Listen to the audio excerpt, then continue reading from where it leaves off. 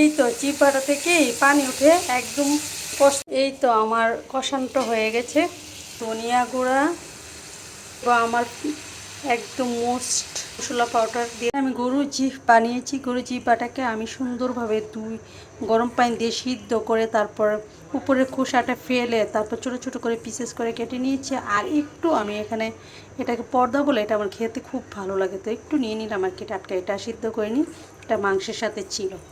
তো জিভাটাকে একদম ছোটো ছোটো টুকরা করে নিয়েছি। নিয়ে প্যানে দিয়ে দিলাম 2টা শুকনা মরিচ, দিয়ে দেব পরিমাণ মতো তেল, বেশ অনেকটা তেলই দিয়ে দিলাম। মরিচটাকে কিছুক্ষণ দেবো, পেঁয়াজ কুচিটা দিয়ে ভালোভাবে একটু ভেজে নেব।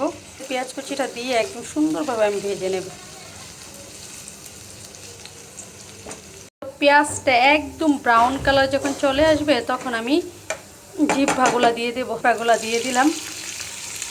জিভাগুলাকে একদম পেঁয়াজের সাথে ভাজবো, পেঁয়াজের সাথে মশলার সাথে ভেজে একটু অন্যরকমভাবে রান্না করবো আর কি।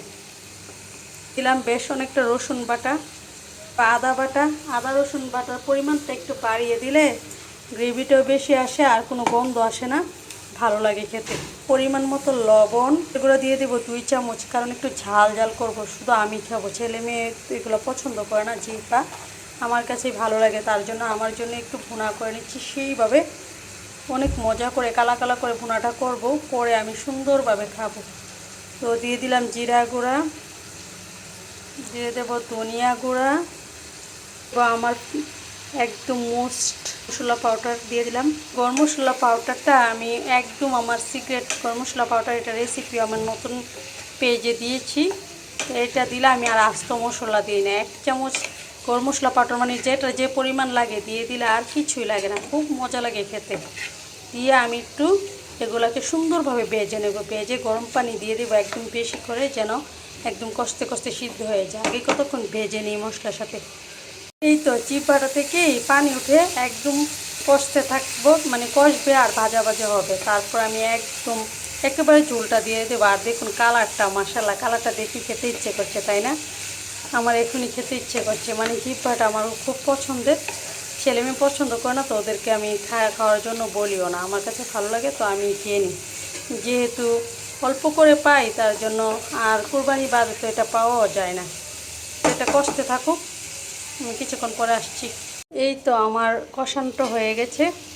এখন একদম কষতে কষতে মানে ভাজা ভাজা হয়ে গেছে আর কি একদম। এখন আমি গরম পানি দিয়ে ঝোলটা দিয়ে একদম প্রায় 1-1.5 ঘন্টা সিদ্ধ করে নেব। একদম নরম সফট হয়ে যাবে, মুখে দিলে মিলে যাবে। তো আমি কয়েকটা আস্তা রসুনের দেব, পরে দেবো আর কি, এখন দিলে একদম গলে যাবে।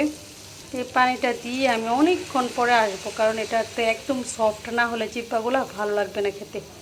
সেটা দিয়ে সিদ্ধ হতে হতে একদম কষা কষা হয়ে যাবে, তখন আমি একটু দিয়ে দেবো আর কি। এখন এগুলো দিয়ে দেবো রান্নাটাতে।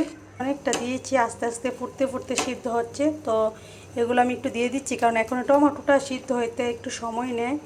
তারপর রসুনের কোয়া দিয়ে দিলাম আমি, বড় একটা রসুনের 4টা, যেহেতু আমি খাবো বলছি না, একজনের জন্য যা যা লাগে আর কি। তো দিয়ে দিলাম একটা কাঁচা লঙ্কা, একটা পাকা লঙ্কা, নেড়ে চেড়ে একদম দিব। সিদ্ধ হতে থাকুক একদম। এটা রান্না করে এখন বাজে প্রায় 10:30টার মতো রাতের। তো এটা রান্না করে যত রাতে হোক না কেন, তারপর আমি ভাত খাবো এটা দিয়ে। খুব খেতে ইচ্ছে করছে, মানে খেতে ইচ্ছে করছে, তো এটা রান্না করেই আমি খাবো আর কি। আর কি কর, যেটা ইচ্ছে করে সেটা দিয়ে খাই। তো আমার রান্নাটা প্রায় হয়ে এসেছে, একদম ভুনা ভুনা করে ফেলবো। আর দেখুন রসুনটা একদম সিদ্ধ হয়ে গেছে, টমেটোটাও গলে গেছে, আর কি সুন্দর একটা কালার এসেছে। কালারটা দেখলে তো খেতে ইচ্ছে করে, তাই না? একদম ভুনা ভুনা করবো। রসুনের আমি খোসা সহ দিয়েছিলাম রসুনের ইয়াটা, তো খোসাটা নিজে নিজেই সিদ্ধ হয়ে খুলে গিয়েছে। এই রসুনটা ডলে খেলে যে একটা মজা লাগবে, সেটা কি মানে খেলে বুঝতে পারবেন। তো এই তো আরেকটু রান্না করে একদম ভুনা ভুনা করে উঠিয়ে নেব। তো রাতের শহরটা অনেক সুন্দর। তো রান্নাটা আমার হয়ে গেছে। এই তো দেখুন মাশাআল্লাহ, কালারটা কি সুন্দর এসেছে, একদম ভুনা ভুনা করে নিয়েছি। এখন গরম ভাতের সাথে আমি একটু লেবু, শসা, পেঁয়াজ নিয়ে খেতে বসে যাব। আর রসুনটা ডলে খেতে সেই স্বাদ লাগবে। দেখুন কালারটা মাশাআল্লাহ, মাশাআল্লাহ কতটা সুন্দর হয়েছে কালারটা। তো আমি এখন ভাতটা নিয়ে খেতে বসে যাব। তো তরকারিটা উঠিয়ে নিচ্ছি, এখন বন্ধ করে নেব আর কি, চুলাটা অফ করে নেব। প্যানটা ছেড়ে আরামসে খেতে বসে গেলাম। এই তো জিব্বা বোনাটা নিয়ে নিলাম লেবু, শসা, পেঁয়াজ আর একটা রসুনের নিয়ে নিয়েছি। নিয়ে বিসমিল্লাহ করে খুব মজা করে খেয়ে নেব।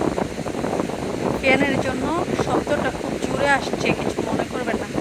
প্যানটা ছেড়েছি কারণ অনেক গরম তো। একটু লেবুর রস নিয়ে বিসমিল্লাহ, দেখুন কালারটা মাশাআল্লাহ। এই তো একটু শুকনা মরিচ ডলে নেব। একটু শুকনা মরিচ ডলে একটু রসুন নিয়ে নিলাম। এত মজা হয়েছে মাশাআল্লাহ।